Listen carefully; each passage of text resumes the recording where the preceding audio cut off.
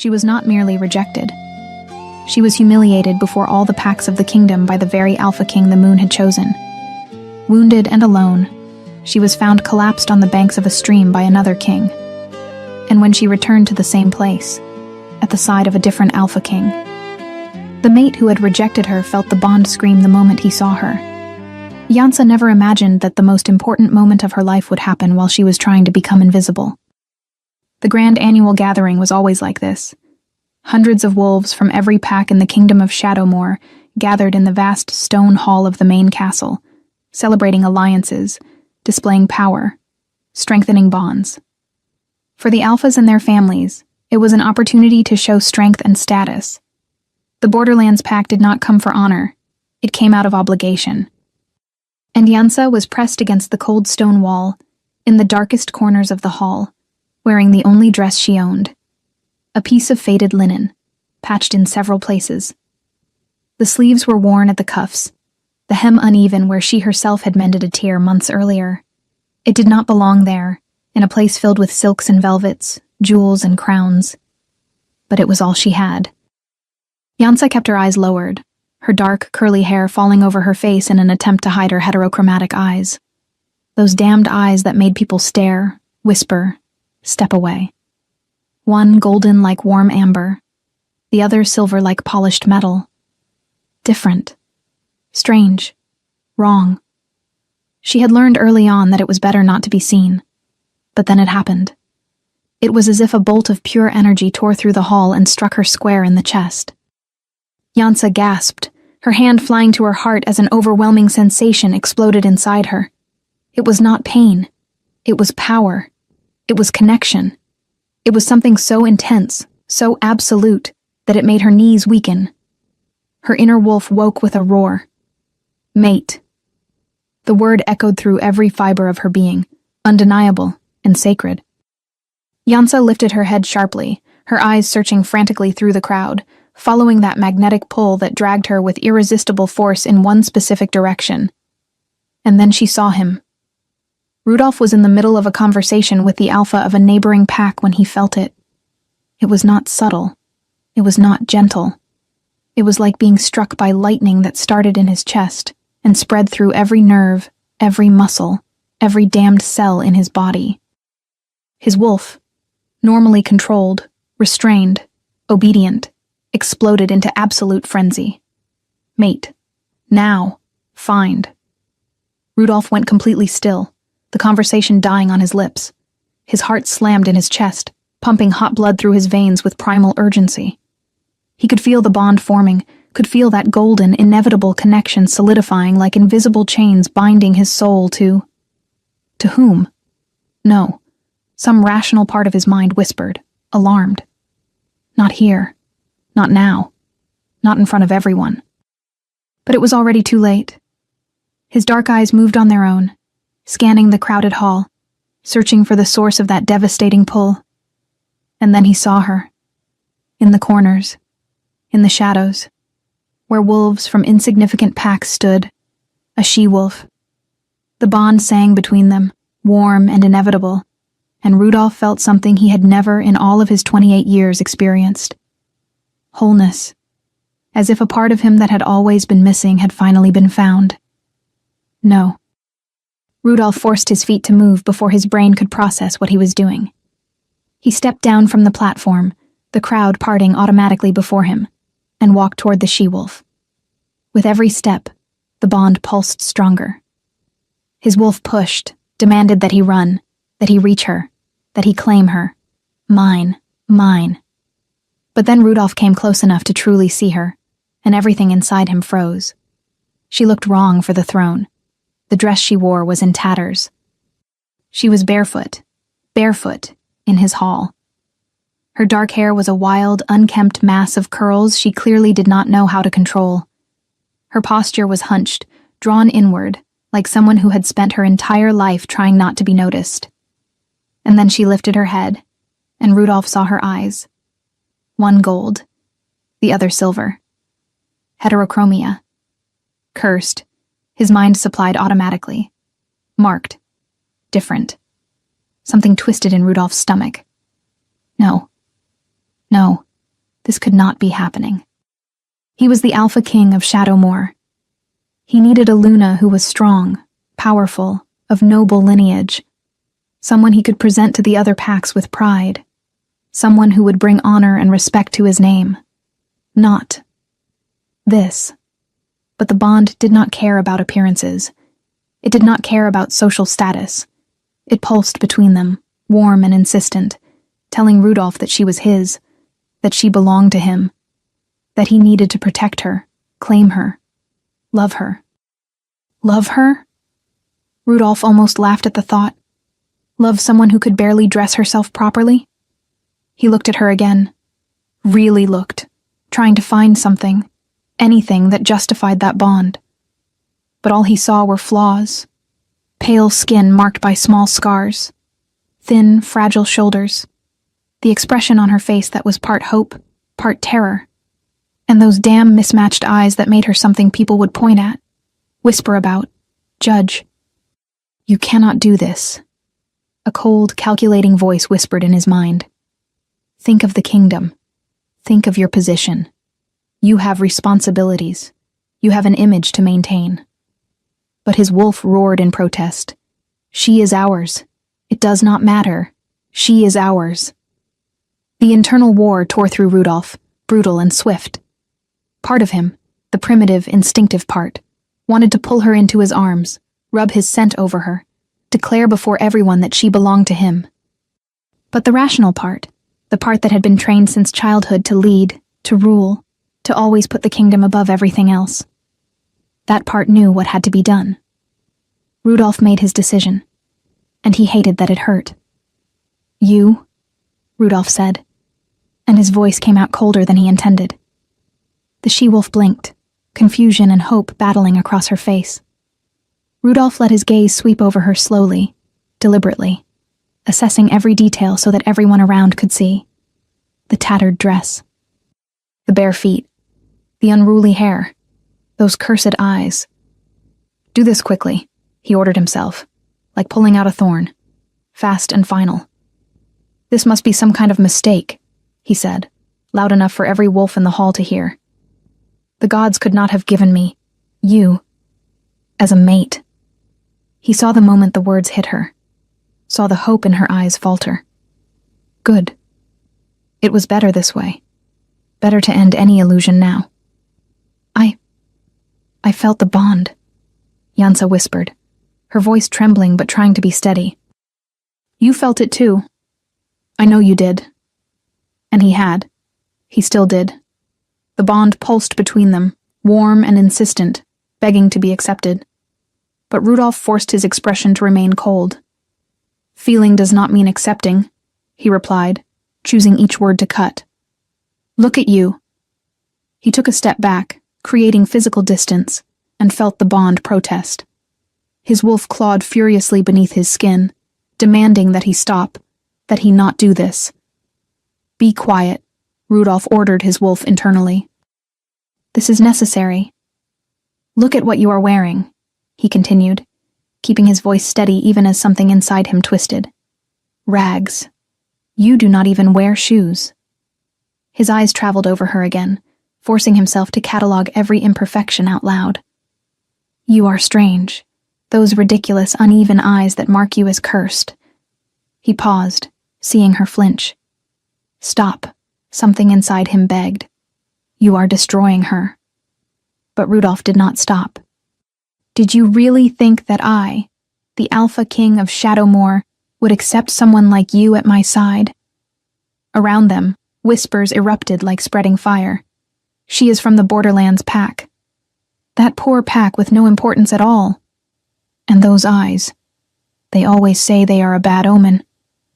The Alpha King is right to reject her. He could see tears forming in her eyes, even as she fought not to let them fall. And something inside Rudolph broke at the sight. You are a monster, a voice whispered. I am a king, he replied coldly, and kings make difficult choices. The bond is sacred, Yansa whispered, her voice breaking. The gods chose. The gods were wrong, Rudolph cut her off, forcing absolute certainty into his voice, even as his wolf screamed in agony. He saw the blonde she-wolf of noble lineage he had been courting, who would be a suitable Luna, approach and possessively take his arm. Perfect. Let everyone see. Let everyone know he had better options. I need a Luna who is worthy of ruling at my side, Rudolph continued, each word coming easier now that he had begun. Someone strong, beautiful, of noble blood. Someone who brings honor to my name. He looked directly into Jansa's mismatched eyes, forcing himself to keep his expression hard. You bring nothing but shame. He saw the moment the words finally broke her, saw the last spark of hope die in her eyes, and he hated himself for feeling relief. Rudolph, Jansa tried again, desperation in her voice now. Please. The bond, we can... There is no we, he said with brutal finality. Finish this, Rudolph ordered himself. Finish it now before you change your mind. In Shadowmoor, a king could only reject a bond before witnesses. It was the only way to make it irreversible. So he turned to the gathered crowd, his voice rising so that every wolf in the hall could hear. This would be the official declaration. Irreversible. I, Rudolph, Alpha King, reject you, Jansa of the Borderlands Pack, as my mate. The bond screamed in protest. Rudolph felt something twist in his chest, hot and painful. Ignore it, he ordered himself. It is just the bond protesting. It will pass. You are not worthy to stand at my side, he continued, each word making the rejection more real, more permanent. I renounce the bond. And then it happened. The pain came like a wave of liquid fire tearing through Rudolph's chest. He clenched his jaw hard, the muscles of his neck tensing, his hands curling into fists so tight that his nails cut into his palms. But he did not scream. He did not bend. He did not show weakness. Kings did not show weakness. The agony was devastating, as if something vital were being ripped from inside him, burning, cutting, destroying. His wolf howled in pure agony, clawing, begging him to stop, to fix this. But Rudolph kept his expression cold and controlled, even as he felt cold sweat slide down his temple, even as every fiber of his being screamed in protest.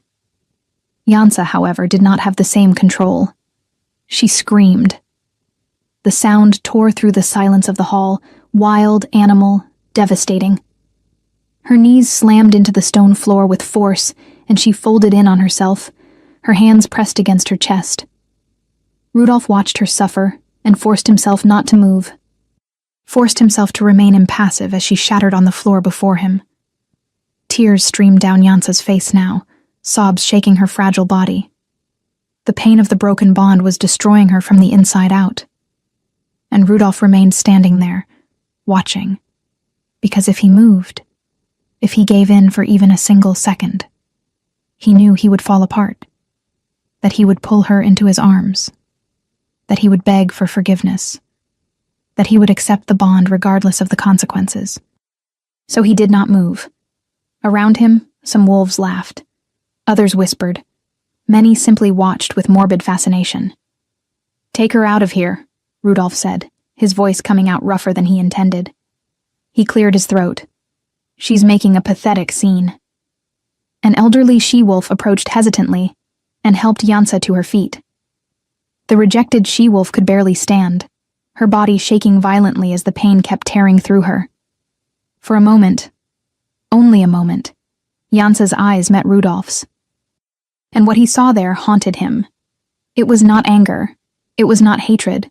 It was betrayal, absolute pain, and something that looked dangerously close to surrender, as if something fundamental inside her had been permanently broken. Then the elderly she-wolf dragged her out of the hall, and Jansa disappeared. The heavy silence lingered for a few seconds before someone, one of the oldest alphas, grunted in approval. A wise decision, Alpha King, he said.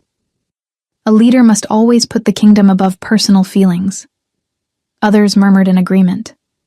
She would never have been suitable. Rudolph did not answer. He only nodded stiffly.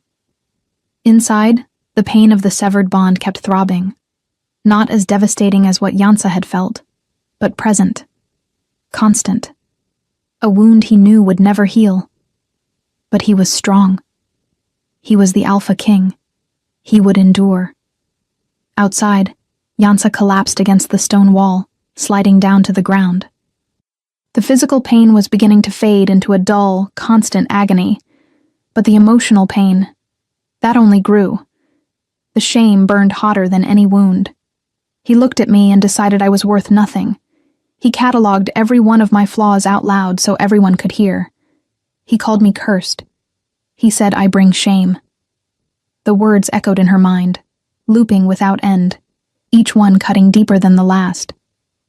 The elderly she-wolf stayed there for a while, not knowing what to say. Eventually, she crouched beside Yansa. "I'm so sorry," the older she-wolf said, and it sounded genuine. "No one deserves what happened in there." But Yansa barely heard. The tears kept falling, soaking the already ruined dress. "What are you going to do?"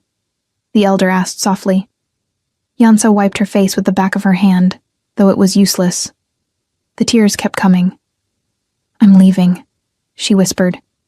"Leaving? Where to?" "I don't know."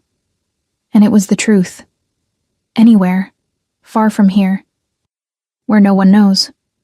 Where no one knows that I'm unworthy, that I'm strange, that I'm cursed, that not even my fated mate wanted me. The elder hesitated, then nodded slowly. "Maybe that is for the best. A new beginning." "There is no new beginning," Yansa thought bitterly. "I will always be this. I will always be the she-wolf who wasn't good enough." Alone in the darkness, Yansa forced herself to stand.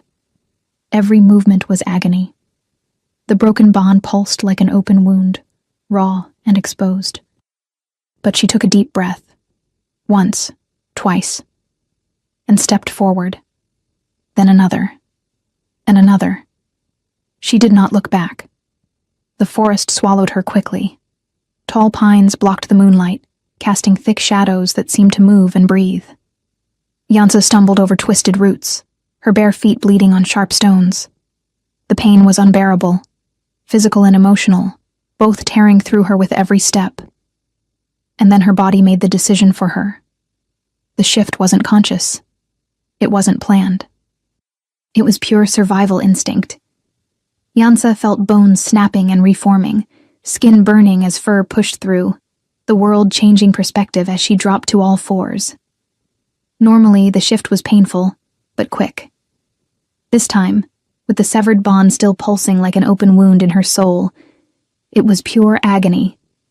But when it ended, she was in her wolf form.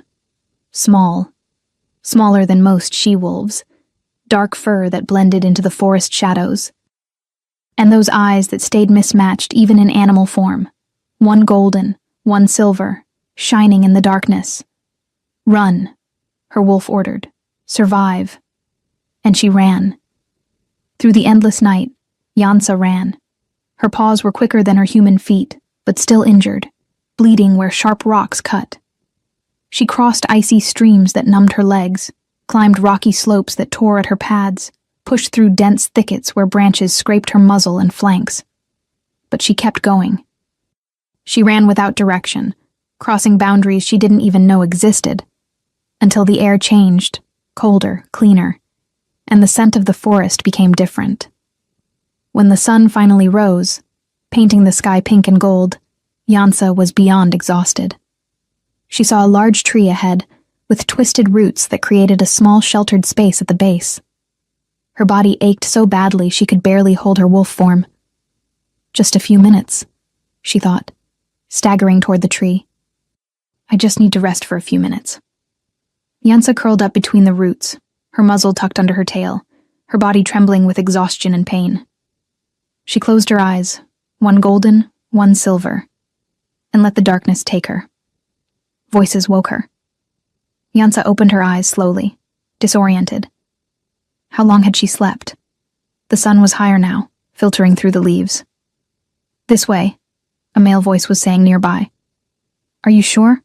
I don't see any deer tracks." Another voice replied. "Hunters." Yansa's instinct screamed danger. She tried to stand, tried to run, but her body was too stiff, too sore. Before she could move, two men emerged between the trees. They stopped when they saw her. They were big, wearing worn leather and carrying bows. The first was older, with a thick gray-streaked beard. The second was younger, with a scar running across his cheek. "Well, look at that," the older one said, approaching cautiously. "A wolf. Too small to be an adult male. Must be a female." Yansa tried to growl a warning, but the sound that came out was weak, pathetic. Her body was too exhausted to even look threatening.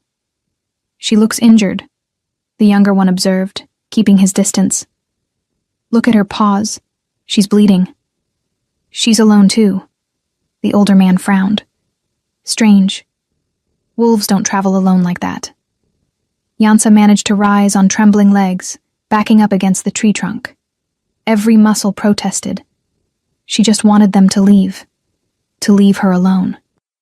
"We could kill her," the younger one suggested. "The pelt is still worth something even if she's small." "Maybe," the older one agreed. "Let's get closer. We don't want her to run." They took cautious steps toward Yansa, and that was when she made the fatal mistake. Exhausted, frightened, desperate, Yansa lifted her head and opened her eyes, looking straight at the men, hoping the gaze would make them hesitate. Step back. But what happened was the opposite. Both men froze, because they saw her eyes, one golden like the morning sun, the other silver like molten metal. Different. Uneven. The younger man took an abrupt step back, his hand flying up to make a protective sign against evil. "By the gods," he whispered, his voice trembling. "Her eyes. They're different." The older man went pale, but his expression quickly shifted from fear to something more dangerous. Anger mixed with cold determination. "Mismatched eyes," he said, spitting on the ground. "Cursed." Yansa tried to back away farther, but there was nowhere to go. Her back was already pressed to the tree. "No," the younger man said, his voice rising, hysterical. "No, we can't let something like that live. My grandmother told me. Creatures with mismatched eyes bring misfortune, death, ruin." Yansa tried to growl again, tried to look dangerous, but she was too weak. All that came out was a low whine. "She's weak, injured.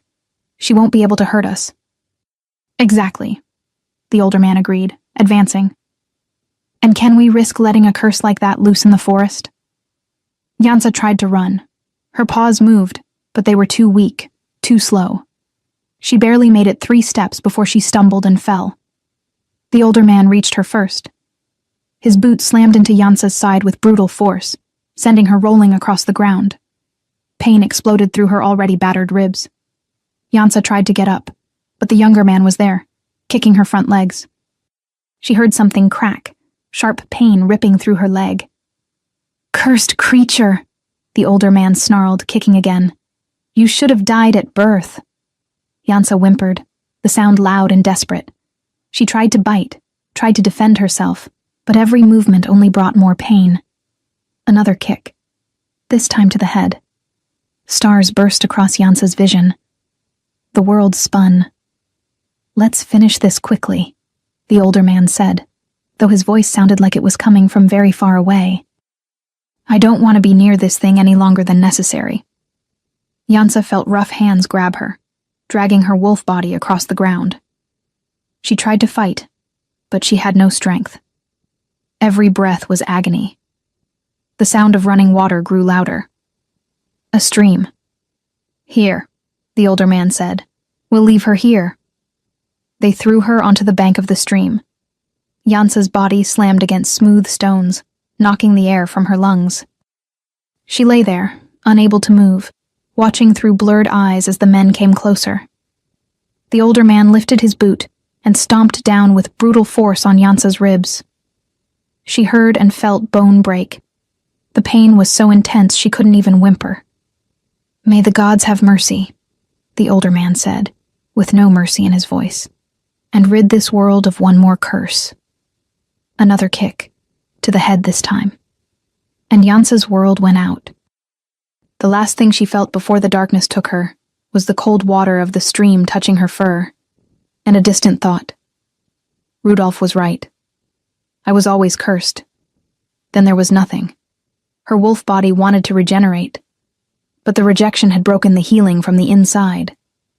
Laurent, Alpha King of Lunaris, with long golden hair, woke with a restlessness he couldn't name. It wasn't fear. It wasn't worry. It was something deeper, more instinctive. His wolf was unsettled, clawing under his skin, pushing him to go out, to patrol. He dressed quickly and left the castle, shifting into his wolf form as soon as he passed through the gates. His golden fur gleamed under the morning sun as he ran through the forest. Normally, he patrolled the kingdom's borders only once a week, but today something pulled at him. His senses were on high alert, ears pricked, nose catching every scent on the wind. And then he smelled it. Blood. Fresh. Laurent accelerated, powerful paws eating up the distance. The scent grew stronger as he neared the stream that marked the eastern boundary of his territory. And then he saw her.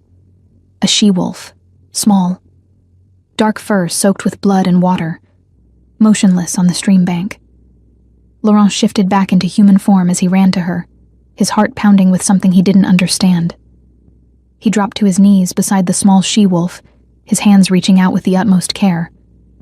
Alive. She was still alive. Laurent could see her breathing, so faint, so shallow he almost missed it.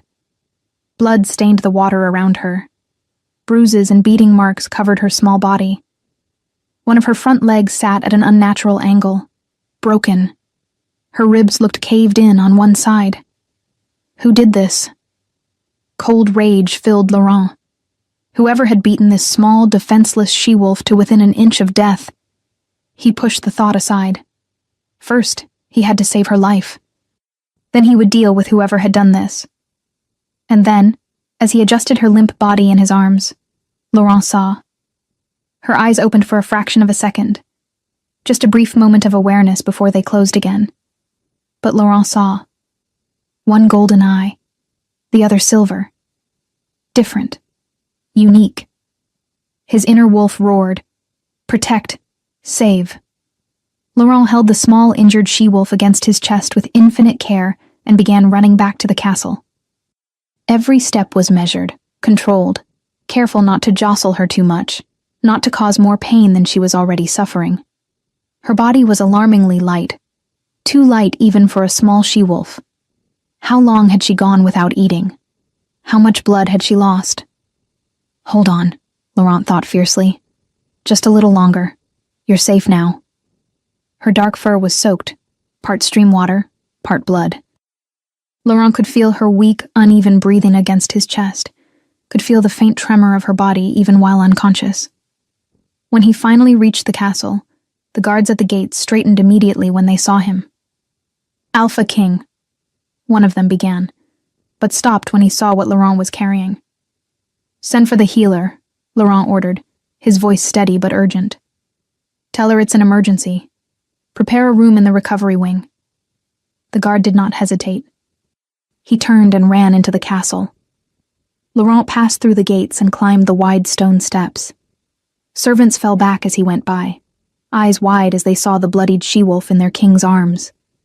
The healer was already waiting when he reached the recovery wing. By Mother Moon, she whispered when she saw the she-wolf's condition. What happened? I found her near the eastern stream, Laurent said, laying the she-wolf gently onto the clean bed that had been prepared. Beaten. Nearly dead. How long ago? Maybe half an hour. The blood was still fresh when I got there. The healer worked in silence for a few moments, her skilled fingers gently probing broken ribs, examining the fractured leg, cleaning the cut on the head. She was lucky you found her, the healer said at last, her voice grave. Another hour and she would have died of hypothermia or blood loss. Laurent nodded. Can you save her? I can try, but it will be difficult. The ribs will need time to heal, and that leg... She paused. I'll need to set it back into place. It will hurt, even if she's unconscious. And there is always a risk of infection. Do whatever is necessary, Laurent said. I'll need space to work, she said gently but firmly. Can you wait outside? Laurent hesitated. His wolf bristled at the idea of leaving her. All right, he agreed reluctantly. But call me when you're done. Yes, Alpha King. Laurent left the room, but he didn't go far. He stayed in the corridor outside, leaning against the wall, waiting. Why does this matter so much? He asked himself. She is a stranger, a she-wolf you found injured. You've helped others before. But he had never felt this urgency, this need to protect. It's because she was so broken, he decided, so close to death. Anyone would feel compassion. But deep down, Laurent knew it was more than that. Those eyes, one gold, one silver, unique, extraordinary. It was hours before the healer emerged from the room. Laurent straightened at once. How is she? Alive, the healer said, and Laurent felt relief flood through him. Stable for now. I cleaned the wounds, set the leg, wrapped the ribs. She's resting now, but it will take time, and she will need constant care for the first few weeks. See that she has everything she needs, Laurent ordered. Laurent, she said, using his name. Who is she? I don't know, he admitted, but I will find out. When she wakes. 3 days passed. Laurent had just entered the room for his morning visit when he sensed something different in the air. And then he saw. It was no longer a she-wolf lying on the bed. It was a woman. Laurent stopped in the doorway. The shift must have happened during the night. The healer had mentioned it could occur, but seeing it was different than knowing. She was small even in human form. Delicate. Dark, curly hair spilled across the white pillow like a shadowy cloud. Her skin was pale, bruised in ways that looked worse in human form. Yellow-green around the wrapped ribs, purple along her arms. The healer had dressed her in a simple linen nightgown that covered her properly, but Laurent could see the bandages through the thin fabric.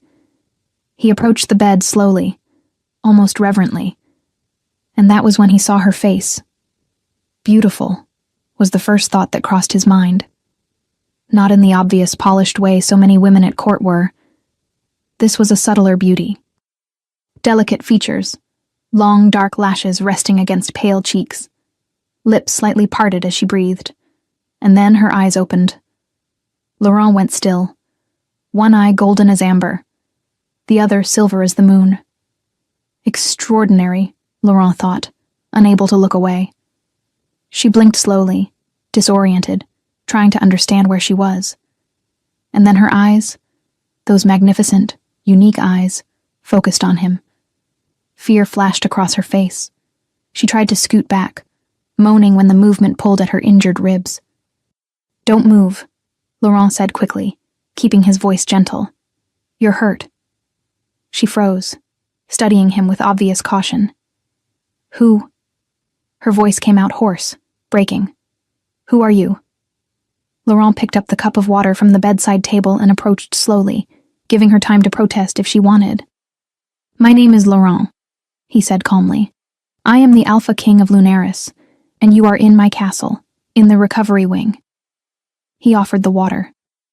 She hesitated, then took it with trembling hands, drinking in small sips. How did I get here? I found you, Laurent said, near the stream on the eastern border of my territory. You were badly injured. He saw the memories return, saw pain cross her face, saw her eyes fill with tears that she blinked furiously away. The hunters, she whispered. They hurt you. She nodded slowly, not meeting his eyes. Laurent felt cold anger solidify in his stomach.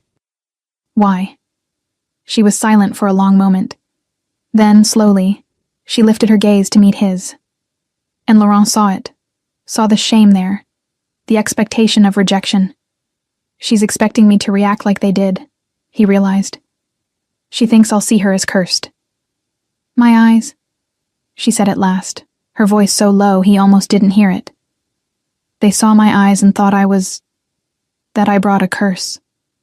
Laurent held her gaze. Your eyes are not a curse, he said with absolute conviction. They are extraordinary.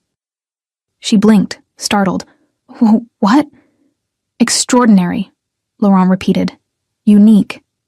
I have never seen anything like them. And they are definitely not a curse. Tears filled her eyes again, but this time she didn't fight them. They simply slid silently down her face.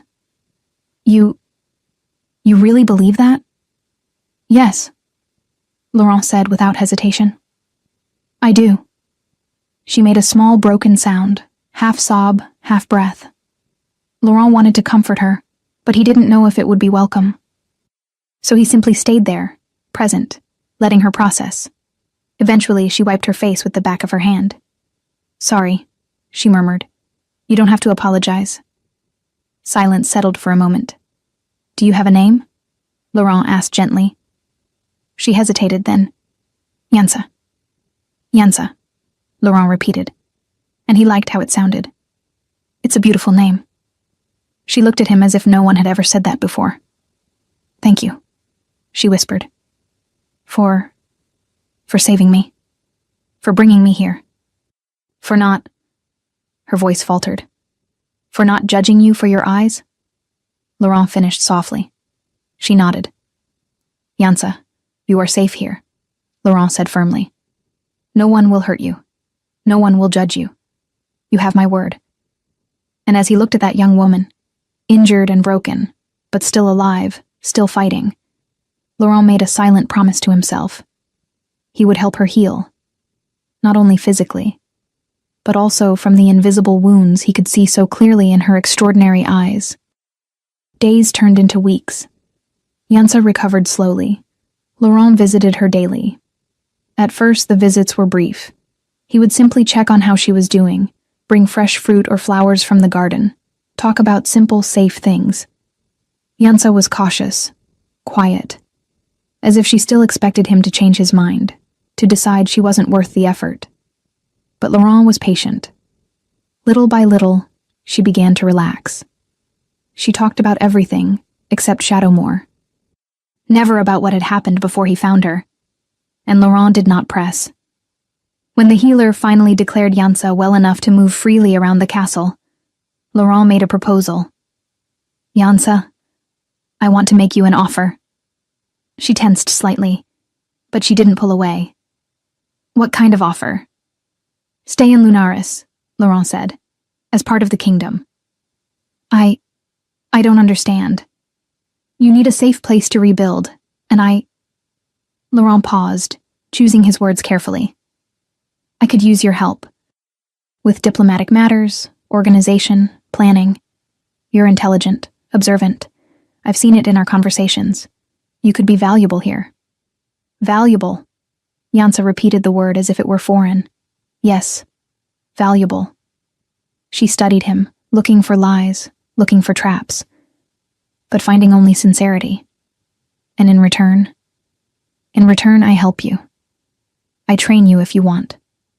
Self-defense, strategy, anything you need so you never feel helpless again. Yansa was silent for a long time. Then, slowly, she nodded. All right, I accept. Laurent smiled, the first genuine smile she had seen from him. And that was how Yansa's transformation began. Laurent was a patient, but demanding teacher. He started with basic defense. Days became weeks. Weeks became months. Yansa grew stronger, faster, more confident. Laurent taught her not only physical combat, but strategy. How to read people, how to anticipate moves, how to use her mind as much as her muscles. And Yansa learned. She also began helping Laurent with matters of the kingdom, just as he had proposed. At first, they were simple tasks, organizing assemblies, speaking with the village. But as Laurent saw her capability, he involved her more. Yansa had a natural talent for it. She saw patterns others missed, asked questions no one else thought to ask. You're good at this, he told her. Better than many advisors I've had. Yansa blushed at the compliment, but she didn't look away the way she would have months before. Thank you, she said, and her voice was steady. And as the months passed, something else changed. Yansa no longer walked hunched over. She no longer hid her face. She no longer avoided eye contact. She moved with confidence now. Head high, shoulders back. When someone looked at her heterochromatic eyes with curiosity, she looked back without shame. She had changed physically, too. Recovery time, proper food, and constant training had transformed her body. She gained muscle, definition. Her skin held a healthy color. Her hair shone. But the greatest change was internal. Yansa knew her worth now. And Laurent watched all of it with something he was beginning to recognize as more than simple mentor's satisfaction. It was during a particularly intense training session that Laurent finally admitted it to himself. They were practicing close combat. Yansa had managed to knock him off balance, something she had never done before, and now she stood over him, breathing hard, eyes bright with triumph. "I did it," she said, smiling. A genuine smile. Wide. Beautiful. And Laurent looked at her. Really looked. And felt something tighten in his chest. "Oh no," he thought. "I'm falling in love with her." It wasn't a soulmate bond. Laurent had never felt that. But this was something real. Something deep. He admired her strength. Her resilience. Her intelligence. He liked the way she challenged him intellectually. How she wasn't afraid to disagree when she thought he was wrong. He loved the sound of her laughter, rare at first, but more and more frequent as she began to feel safe. He loved the way her eyes lit up when she learned something new. One gold, one silver. Absolutely extraordinary. "Laurent?" Yansa's voice pulled him back. "Are you all right?" He got to his feet, brushing dust from his clothes. "I'm great," he said, and it was true, because even if he was falling in love with her, even if it complicated everything, he didn't regret a single thing. Yansa was feeling something shift too. At first, Laurent was simply the alpha who had saved her. Kind, yes. Respectful, yes. But distant, safe. But as they spent more time together, that distance disappeared. She began to notice small things. The way his blue eyes brightened when he laughed. The way he tilted his head when he was thinking deeply.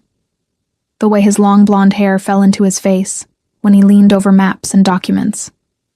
She noticed how he was gentle with everyone. Servants, guards, advisors.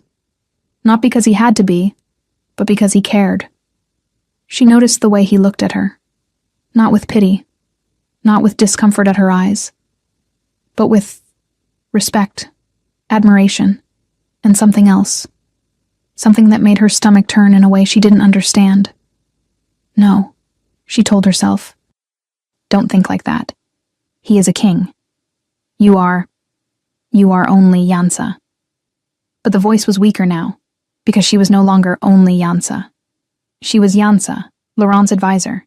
Yansa, who could take down larger opponents in combat. Yansa, whose ideas were heard and valued. During a quiet night in the castle library, Yansa was reviewing a trade treaty when Laurent came in, carrying 2 glasses of wine. "I thought you could use a break," he said, offering her a glass. Yansa took it with a smile. "Thank you." Laurent sat in the chair beside her, and for a while, they simply drank in comfortable silence. "Yansa," Laurent said eventually, "can I ask you a question?" "Of course. Are you happy here?" Yansa looked at him, surprised. "Why do you ask?" "Because I want to be sure," Laurent said, and there was genuine sincerity in his voice. "That you're here because you want to be, not because you feel you have to be." Yansa considered the question carefully. "At first," she admitted, "I didn't know what I felt. I was just surviving. But now—" She paused, searching for the right words. "Now I can't imagine being anywhere else. Lunaris is—" Her voice faltered for a moment. "Lunaris is the first place that truly feels like home. And you—" She stopped, realizing she was about to say too much. "Me?" Laurent prompted gently. Yansa met his eyes.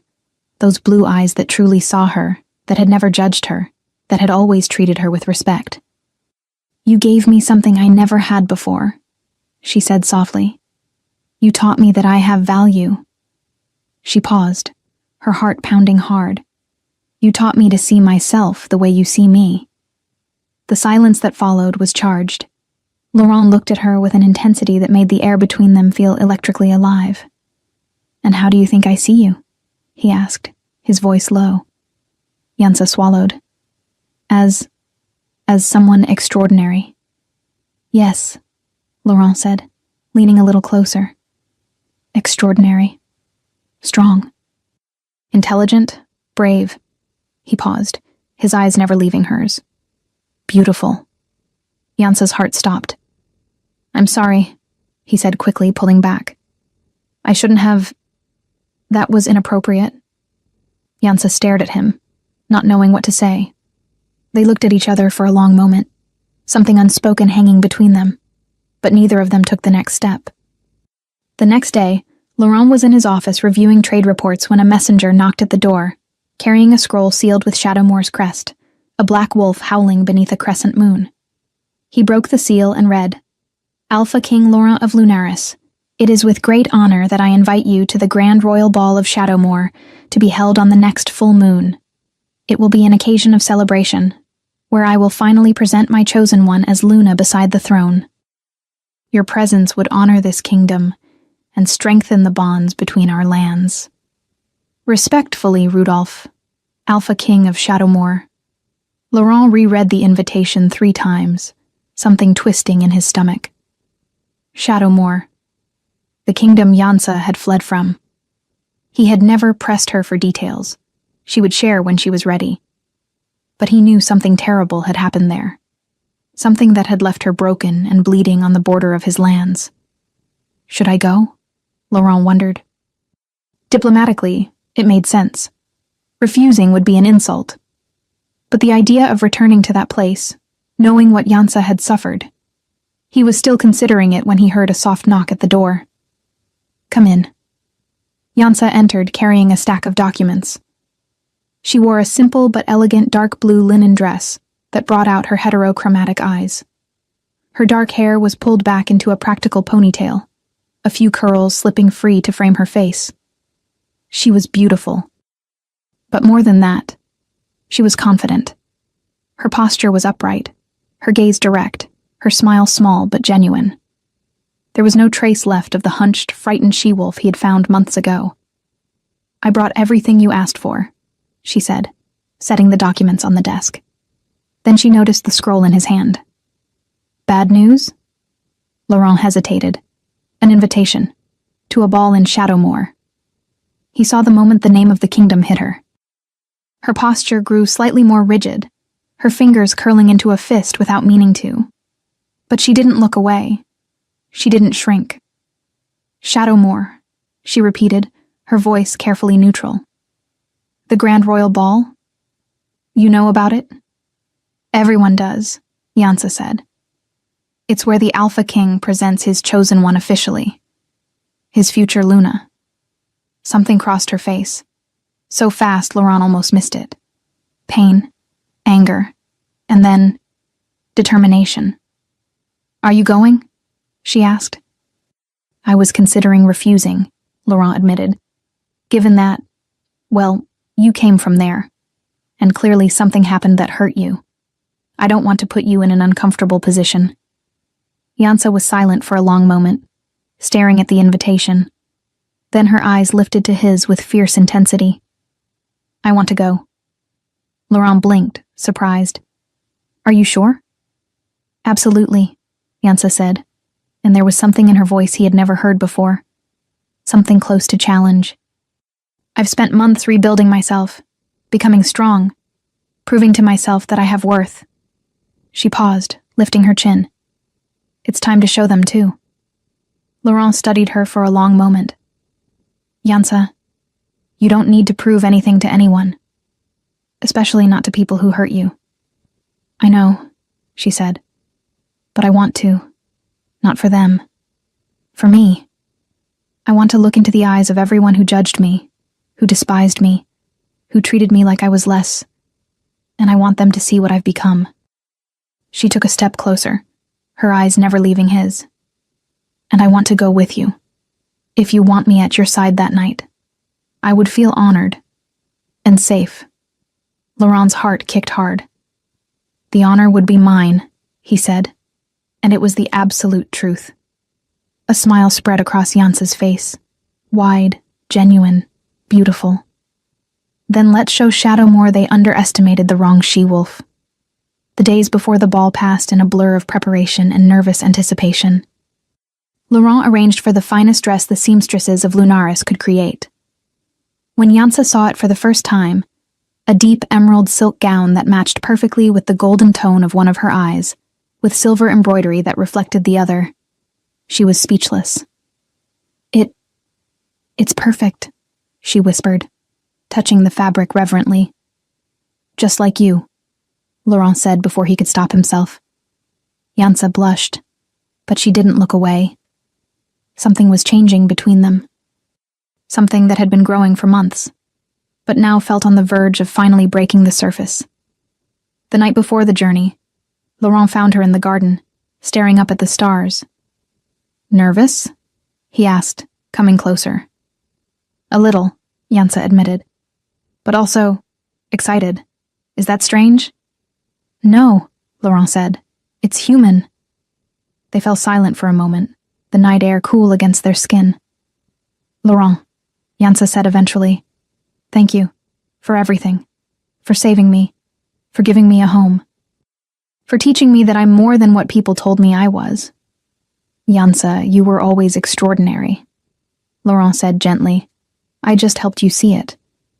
She turned to look at him, and in the moonlight, her heterochromatic eyes shone like precious gems. "Still, thank you." And Laurent knew, in that moment, that he was completely and irrevocably in love with her. But it wasn't the moment to say it. Not yet. There was something that needed to be settled first. The journey to Shadowmoor took 2 days by carriage through dense forests and open plains. Jansa was quiet for most of the way, staring out the window, clearly processing the return to the place where everything had begun. Laurent didn't press her. He simply stayed present, offering his quiet company. The night before they arrived, when they stopped at an inn, Jansa finally spoke about it. She spoke softly as they ate dinner. It was at the grand annual gathering in Shadowmoor that everything happened. Laurent waited, giving her space to continue if she wanted. "I felt the bond," Jansa said, her voice distant, as if she were reliving the memory. "With the Alpha King, with Rudolph. And for a single moment, I thought I would finally prove that I had worth." She gave a bitter laugh. But he looked at me and saw only flaws. My eyes, my poor clothes. And he didn't just reject me, publicly. In front of everyone, he humiliated me, said everything I've hated hearing my whole life. Laurent felt cold rage harden in his chest. "He's a fool," Laurent said simply. Jansa looked at him, surprised. "Anyone who looks at you and doesn't see how extraordinary you are is a blind fool," Laurent continued. "And tomorrow, when we walk into that hall, you're going to show him exactly what he lost." Jansa smiled, small, but genuine. "Thank you," she whispered. And Laurent swore to himself that he would protect her, no matter what happened. When they finally arrived at Shadowmoor's castle, a looming structure of dark stone that seemed to drink in the light around it, Jansa took several deep breaths before stepping out of the carriage. "Ready?" Laurent asked, offering his hand. Jansa looked at his hand, then at the castle, then back at him. "Ready," she confirmed, placing her hand in his. They stepped down from the carriage together, and immediately every head turned. Laurent was striking in formal attire, a dark blue velvet tunic that brought out his eyes over a pristine white shirt, long blonde hair partly tied back with a worked leather band, a few strands left loose to frame his face. He radiated controlled power and the natural elegance of someone born to lead. But it was Jansa who stole everyone's breath. The emerald gown hugged the curves newly defined by training, highlighting the athletic yet feminine figure she had built over the past months. A cinched waist, shoulders strong yet delicate.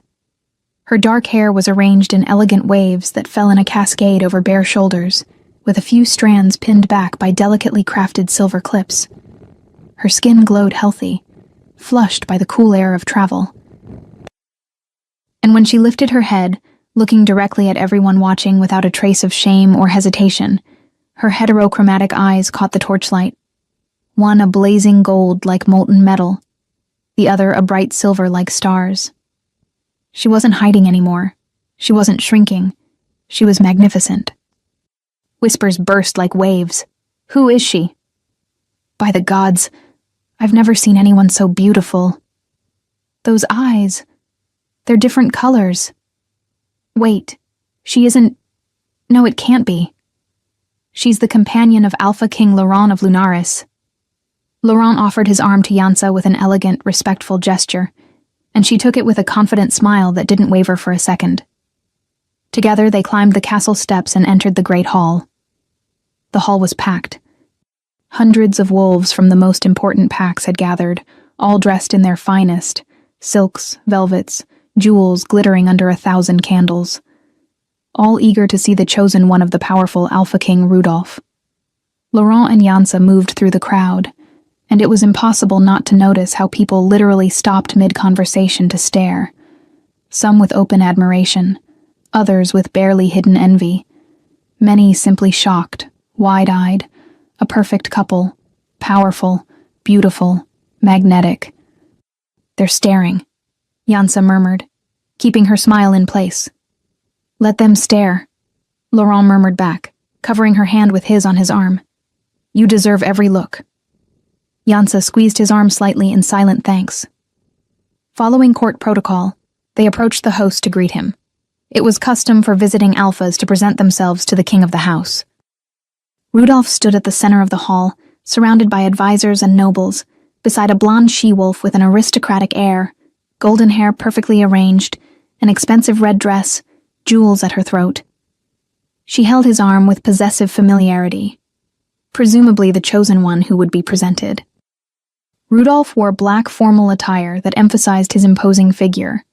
A dark velvet tunic with silver detailing, black hair loose over broad shoulders, the posture of someone who commanded respect through presence alone. When he saw Laurent approach, Rudolph smiled, that political, calculating smile that never reached his dark eyes. Laurent, he greeted, extending his hand with firmness. It is an honor to have the King of Lunaris at my ball. Your presence elevates our celebration. The honor is mine, Alpha King, Laurent replied politely, gripping the offered hand with equal strength. That was when Rudolph's eyes shifted to Laurent's companion. And he froze. The hand holding Laurent's went rigid. His breath caught. Dark eyes widened in absolute shock. Laurent felt the exact moment Rudolph recognized her. He saw the color drain from Rudolph's face. Saw his jaw slacken slightly before he forced control back into his expression. Around them, advisors and nobles noticed the strange reaction, glancing curiously between Rudolph and the mysterious woman. Yansa? Rudolph whispered, the name leaving his mouth as if he'd been stabbed in the stomach. The blonde she-wolf beside him frowned, confused and irritated by his reaction. Yansa met his gaze with no visible emotion. Her face was a mask of cool, distant politeness. Rudolph? She replied with a light, formal nod, as if greeting a distant acquaintance. Congratulations on your chosen one. May your union be prosperous. Her voice was calm, controlled, indifferent, as if he were just another face in the crowd, and Laurent saw it devastate Rudolph in a way screams or tears never could. The blonde she-wolf looked between them, confusion sharpening into something else. Jealousy. Suspicion. Rudolph looked at Yansa. Really looked, as if seeing her for the first time, and Laurent could almost hear the thoughts racing through his head. This wasn't the timid, poorly dressed, shrinking she-wolf he had rejected months ago. This was a stunning woman, confident, radiant, powerful in her own skin. The eyes he had called ridiculous and cursed now shone like precious jewels. The posture he had thought hunched and wrong, was now straight and proud. The body he had dismissed was strong and graceful. And she stood beside another Alpha King, looking at Rudolph as if he meant absolutely nothing. Something dark and dangerous flickered across Rudolph's face. Jealousy, regret, possessiveness, all tangled together in an expression he fought to control. You're with him? Rudolph asked, his voice harsher than he intended, his eyes sliding to Laurent with something dangerously close to accusation. Yansa is my most valuable advisor, Laurent said, his tone calm but edged with protective steel. And yes, she accompanies me tonight. I am very fortunate to have her company. The blonde she-wolf tightened her grip on Rudolph's arm, displeased. Rudolph, she said, her voice tense. But Rudolph didn't answer, his gaze locked on Yansa as if no one else existed in the hall. His jaw clenched, the muscles in his neck going taut. I need to speak with you, he said, looking directly at Yansa, ignoring the woman beside him. In private. The blonde she-wolf released his arm sharply, her face flushing with humiliation. There's nothing to talk about, Yansa said simply, her voice firm. Yansa. Enjoy your ball, Alpha King, she said, turning away with quiet grace. I'm certain your chosen one is waiting for your attention. It would be impolite to neglect her. The polite barb landed cleanly. The blonde she-wolf went even redder, tears of rage and humiliation shining in her eyes. Laurent followed Yansa, feeling Rudolph's stare burning into his back. Feeling, too, the shocked looks of dozens of nobles who had witnessed the exchange. When they were far enough away, Laurent leaned slightly toward her. Are you all right? Yansa drew a deep breath, then let it out slowly. I am, she said, and she sounded surprised by her own truth. I thought seeing him again would break me all over. But I only feel empty, like he's a stranger. She looked at Laurent, and there was something like wonder in her eyes. I'm free, she whispered. Truly free. Laurent smiled, covering her hand with his. Yes, he agreed. You are. Music began to play, an elegant waltz that echoed through the immense hall. Couples started to form on the dance floor, moving in intricate, graceful patterns. Across the room, Yansa could see Rudolph being practically dragged onto the floor by the blonde she-wolf, who was trying to reassert her place at his side. But his eyes kept straying, searching through the crowd, searching for her. Laurent noticed too. He turned to Yansa and extended his hand with formal elegance. May I have this dance? Yansa hesitated for only a fraction of a second, not from fear, but from a keen awareness of the moment. Dancing with Laurent here, in this hall, where months ago she had been shattered. It felt like closing a circle. It would be my pleasure, she said, placing her hand in his. Laurent guided her onto the floor, and when he drew her close, one hand holding hers with gentle firmness, the other resting respectfully at her waist, Yansa felt the world around her begin to fade. They began to dance, moving in perfect sync, as if they had been dancing together for years. You dance well, Laurent remarked, a smile tugging at his mouth.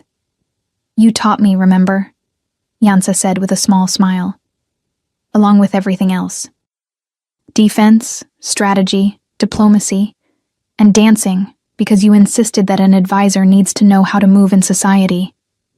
And I was right, Laurent said, his blue eyes bright. Look at you now. Magnificent. Yansa blushed faintly, but she didn't look away. They danced in silence for a few moments, and Yansa was so focused on Laurent, his eyes, his touch, his presence, that she almost forgot where she was, until a voice interrupted her. May I steal the lady for a dance? They stopped and turned. Rudolph was there, having abandoned his chosen one in the middle of the floor. His hand was extended toward Yansa, his expression tense and nearly pleading. Behind him, the blonde she-wolf stared with a mix of fury and humiliation, while nobles nearby whispered and pointed. Yansa looked at Rudolph's hand as if it were something dangerous, then at his face. and Laurent saw the exact moment she decided to have a little fun. "Oh," she said, her voice dripping with false concern and exaggerated innocence. "I'd love to, truly, but unfortunately I don't know how to dance." Rudolph frowned, confused. "But you were dancing just now, with him." "Was I?" Jansa asked, blinking with theatrical innocence. "How strange. I must have serious trouble with my feet then. They just don't work properly sometimes. Very inconvenient." Laurent had to bite the inside of his cheek hard to keep from laughing out loud. A strangled sound of amusement escaped him anyway, which he tried to disguise as a cough. Around them, several nobles close enough to hear laughed discreetly behind fans and wineglasses. Rudolph glanced between them, realizing he was being openly mocked, and his face flushed. Part rage, part humiliation. "Jansa, I need to talk to you." "And I need to get back to dancing," Jansa said brightly, turning back to Laurent with a radiant smile. "With my partner. Who, interestingly, doesn't make my feet develop mysterious problems. Funny how that works, isn't it?" She pulled Laurent back into the dance, leaving Rudolph standing alone in the middle of the floor, with hundreds of eyes watching his public rejection. The blonde she-wolf made a strangled sound and ran out of the hall in tears. Several of Rudolph's advisors hurried over at once, trying to contain the damage and get him off the floor before things grew even worse. When they were far enough away, Laurent finally let the laughter out. Low, genuine, full of delight. "Trouble with your feet," he repeated, his blue eyes sparkling. "Jansa, that was brilliant." "Well," Jansa said, smiling mischievously in a way that made Laurent's heart jump, "it's technically true. My feet have a serious and inexplicable problem with dancing with men who publicly rejected me and called me shame. Must be some rare condition." Laurent laughed louder, and the real, joyful sound made several nobles glance over with curious smiles. It was rare to see an Alpha King so relaxed. When the music ended, Laurent kept her hand in his. "I need fresh air," he murmured. "Come with me?" Jansa nodded, and he guided her out of the hall through French doors that opened onto an outdoor terrace. The night air was cool and clean compared to the stifling heat of the hall. The full moon shone above them, bathing everything in ethereal silver light. They stood in silence for a moment, side by side at the stone balustrade, looking out over the moonlit gardens below. "Jansa," Laurent said eventually, turning to face her. She turned too, and in the moonlight, her heterochromatic eyes seemed to glow with their own light. "Laurent." He stepped closer, and the air between them charged with something unspoken, but deeply felt. "I can't pretend anymore," he said softly, his voice rough with contained emotion. "Pretend what?" "That you're only my advisor," Laurent said, lifting a hand to touch her face gently, his fingers tracing the line of her jaw with reverence. "That I don't think about you constantly. That my heart doesn't race every time you walk into a room. That I don't—" He stopped, searching for the right words. Jansa was still, barely breathing, eyes fixed on his. "That I don't ache for you," Laurent finished. "In every possible way." Jansa's heart hammered so hard she was sure he could hear it. "Laurent," she whispered, her own hand rising to cover his against her cheek. I can't pretend anymore either." "Pretend what?" He echoed her question, a small smile touching his mouth. "That I don't wake up thinking of you. That I don't look for you in every room. That I don't—" Her voice faltered for a moment. "That I don't want you to see me as more than your advisor." "I see you," Laurent said, leaning closer, his forehead nearly brushing hers. "I see you, Jansa. And what I see takes my breath away." The tension in the air became almost tangible. "Laurent," Jansa whispered again. And then, when he closed those last inches, when his lips finally met hers in a kiss that was gentle but full of unspoken promise, Jansa felt something inside her open. And for the first time since the rejection, since the pain, since everything, she felt loved. And when they parted, both breathing a little faster, both with shining eyes, Jansa knew something fundamental had changed between them. Something that couldn't be undone. Something she would never want undone. Laurent rested his forehead against hers, eyes closed, savoring the moment. And that was when they heard quick footsteps and an angry voice cutting through the night. Jansa! They pulled apart and turned. Rudolf stood at the entrance to the terrace, his face twisted with rage, jealousy, and something that looked like desperation. And Jansa knew, looking at him, that the night was far from over. Rudolf stood at the terrace entrance, his chest rising and falling with heavy breaths, as if he had been running. His hands were clenched into tight fists, his dark eyes locked on Jansa with an intensity that bordered on obsession. You, he said, his voice coming out rough. Get your hands off her. Laurent didn't move. He simply remained beside Jansa, protective but not possessive. Watch your tone, Rudolf, Laurent said, his voice calm, steel running beneath it. She is mine, Rudolf roared, taking a step onto the terrace. The word echoed into the night. From the hall behind him, curious faces began to appear in doors and windows. Nobles whispering, pointing, scandal spreading like wildfire. Jansa stepped forward, and Laurent saw flames in her heterochromatic eyes. Yours?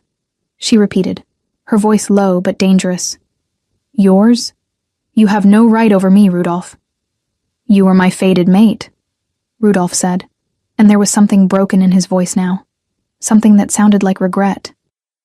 The bond you tore apart. Jansa cut in, her voice rising.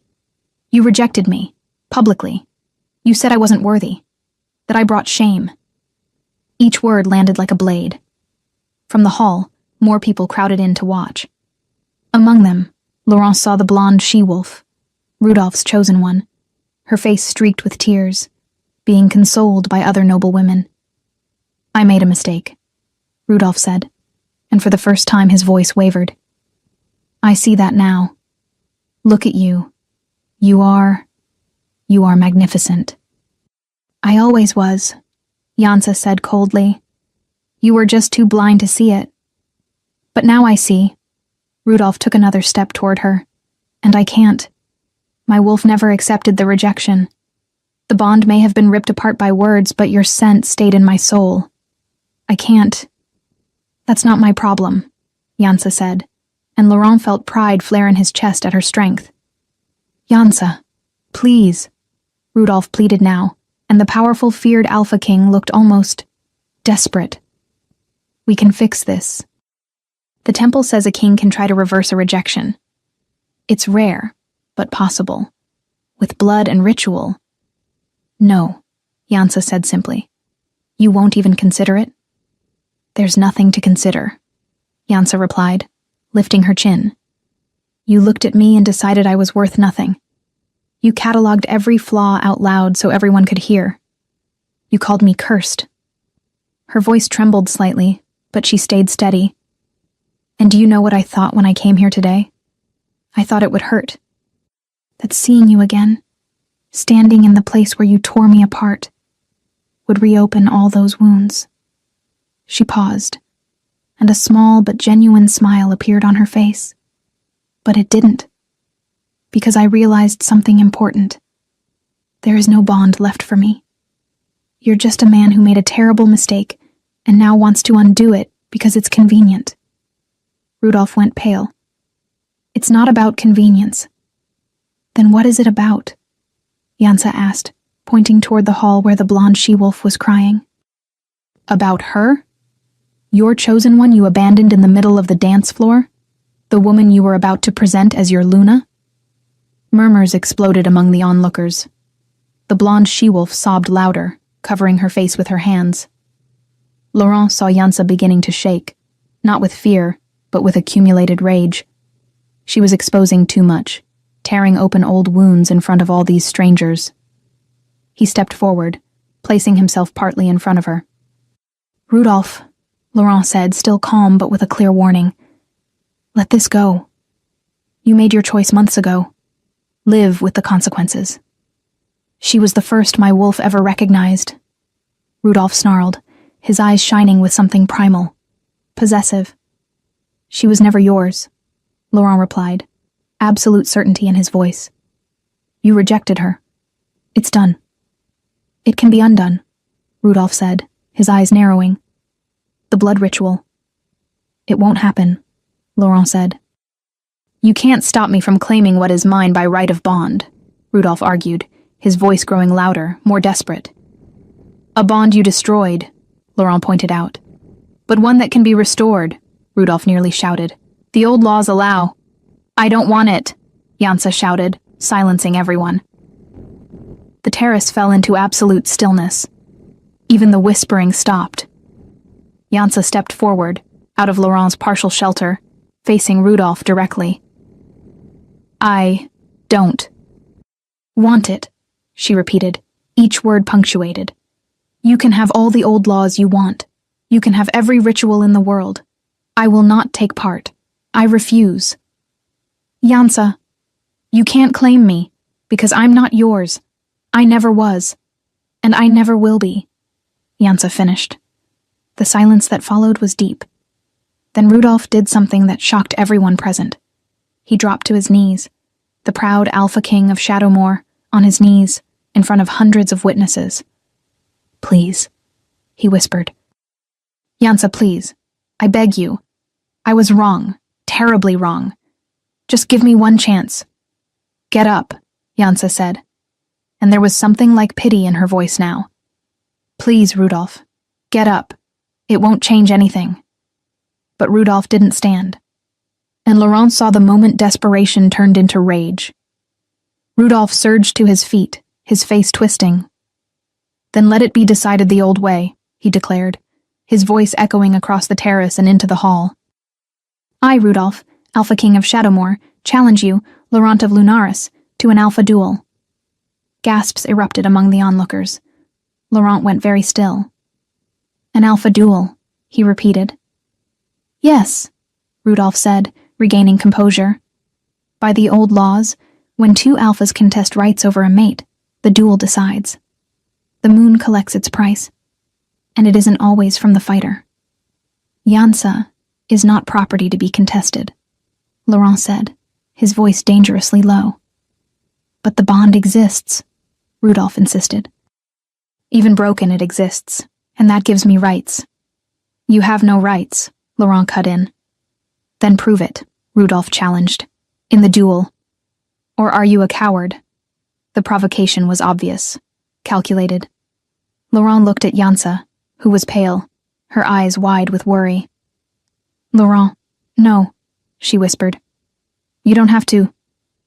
I know, Laurent said gently. Then he turned back to Rudolph, and when he spoke, his voice was ice cold. I accept your challenge, but not because I believe I have rights over Jansa. He stepped closer to Rudolph, blue eyes meeting dark. I fight because you humiliated her, because you broke her, because you looked at something extraordinary and called it shame, and because here, in your own kingdom, in front of everyone who witnessed your cruelty. Laurent paused, letting each word sink in. You are going to hear this. She was always worthy, and I will defend that truth with my last breath. Murmurs of approval rose from some of the spectators. Even a few of Shadowmoor's nobles looked impressed. Tomorrow at dawn, Rudolph said, in the duel arena. So be it, Laurent agreed. Then Rudolph smiled, something cold and calculating. And since you want to do this according to tradition, it will be in wolf form, half-shifting permitted, and the crowd witnesses. That's how we do it in Shadowmoor.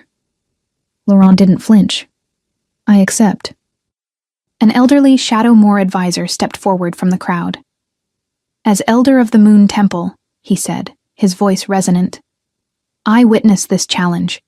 An alpha duel will be held at dawn, in wolf form, until submission or death.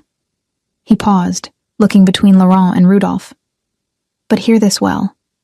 When two kings fight over a she-wolf marked by the gods with split eyes, the moon takes its price. Blood will be spilled, and not everything that is lost can be recovered. A shiver ran through the crowd. Yansa felt something icy slide down her spine. Laurent only nodded. I am aware of the risks. Then let the moon goddess decide, the elder said. At dawn. The crowd began to disperse slowly, frantic whispers filling the air. The night's scandal would be spoken of for months, perhaps years. Rudolph cast one last look at Yansa, something between regret and possessiveness, before turning and leaving the terrace. When they were finally alone, Yansa turned to Laurent, her eyes bright with unshed tears.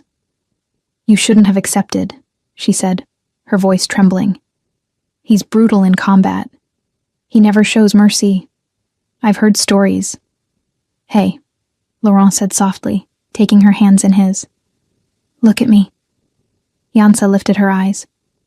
I'm not going to lose, Laurent said with quiet conviction. Not because I'm stronger, but because I have something he doesn't. What? A real reason to fight, Laurent said, squeezing her hands. He fights for wounded pride. I fight for you. Tears finally spilled down Yansa's cheeks. And if something happens to you, she whispered. Laurent, I can't. If you get hurt because of me, nothing will happen, Laurent promised. Trust me. I do trust you, Yansa said. I'm scared. Laurent pulled her into his arms, holding her as she finally let the night's tension break into silent sobs. Everything will be all right, he murmured into her hair. I promise. The rest of the night passed in nervous tension. Laurent was led to the guest quarters prepared for him, where he spent the hours mentally reviewing combat strategies. Yansa tried to sleep, but couldn't. She lay awake, staring out the window at the moon, praying to gods she wasn't even sure she believed in. When the first ray of light touched the horizon, servants began to move through the castle. The duel was about to begin, and the entire kingdom, both kingdoms, would watch. The duel arena was a circle of ancient stone in the back gardens of the castle, surrounded by stone stands now packed with spectators. Hundreds of wolves had gathered, nobles, servants, guards, all eager to witness the clash between two alpha kings. Yansa sat in an area reserved for important witnesses, flanked by Lunaris guards Laurent had insisted remain with her. She was pale, her hands clasped so tightly her knuckles were white. Across the arena, Rudolph entered first. He wore only leather combat trousers, his bare torso showing defined muscles and scars from previous battles. His black hair was tied back. His dark eyes gleamed with determination, and something darker. He looked every bit the brutal warrior the stories painted. The crowd roared in approval. He was their king after all. Then Laurent entered. He too wore only combat trousers, his blonde hair partly tied back. But where Rudolph looked aggressive, Laurent looked serene, calm, like a deep lake before a storm. His blue eyes found Yansa in the stands, and he smiled, small but reassuring. It'll be all right, he seemed to say. Yansa tried to smile back, but couldn't. The fear was too strong. The elder stepped into the center of the arena, lifting both hands. Witnesses of the moon, he called. Today we bear witness to an alpha duel. By the old laws, this combat will decide honor and right. He looked to Laurent. Laurent of Lunaris, do you understand the terms? I understand, Laurent said, his voice steady. He looked to Rudolph. Rudolph of Shadowmoor, do you understand the terms? I understand, Rudolph replied. Then let the transformations begin, the elder declared, retreating quickly from the circle. And as the crowd collectively held its breath, both alphas began to change. Shifting was always brutal to watch, bones breaking and reforming, muscles expanding, fur erupting. But these were alpha kings, and alphas shifted differently. Bigger, more powerful, more dangerous. The elder raised a hand. Let the duel begin, and hell broke loose. Chapter 5. Rudolph struck first.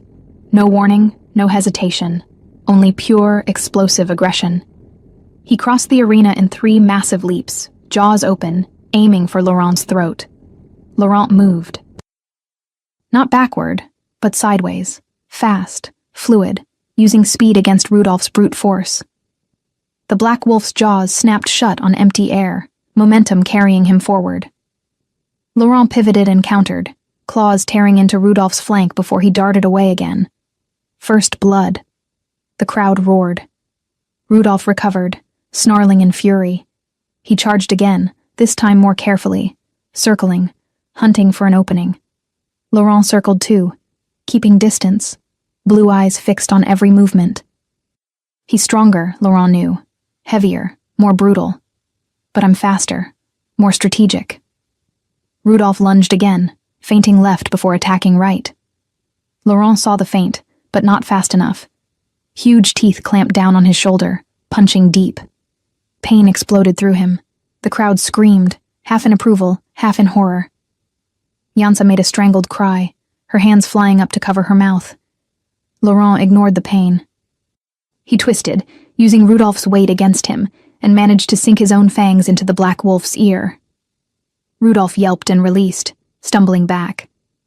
Blood streamed from both of them now. Laurent's shoulder throbbed with sharp agony. Rudolph's ear hung at a wrong angle. They separated, circling again, both reassessing. He's good, Laurent admitted. Better than I expected. But Laurent had something Rudolph didn't. Purpose. He flicked a glance up to the stands, finding Yansa. She was standing now, tears on her cheeks, but her eyes locked on him. And Laurent remembered why he was here. Rudolph attacked again, but this time Laurent was ready.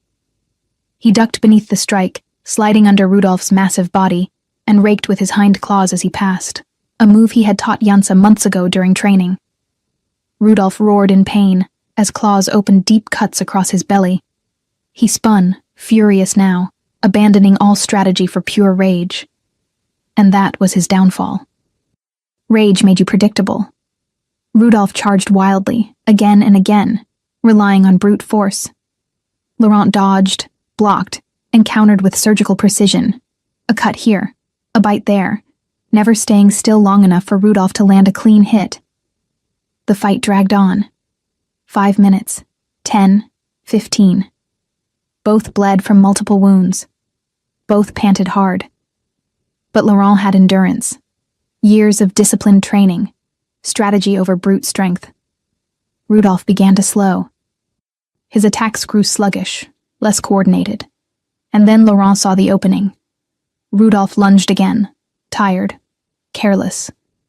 Laurent waited until the last possible second, then moved, not to the side, but straight forward, catching Rudolph off guard. He slid beneath the gaping jaws and surged upward, his own jaws locking around Rudolph's throat. Not hard enough to kill, but hard enough to force submission. Rudolph struggled, but Laurent had perfect position. He tightened, fangs pressing into skin, finding the jugular. A clear message. I can end this now if I want. Rudolph stopped fighting.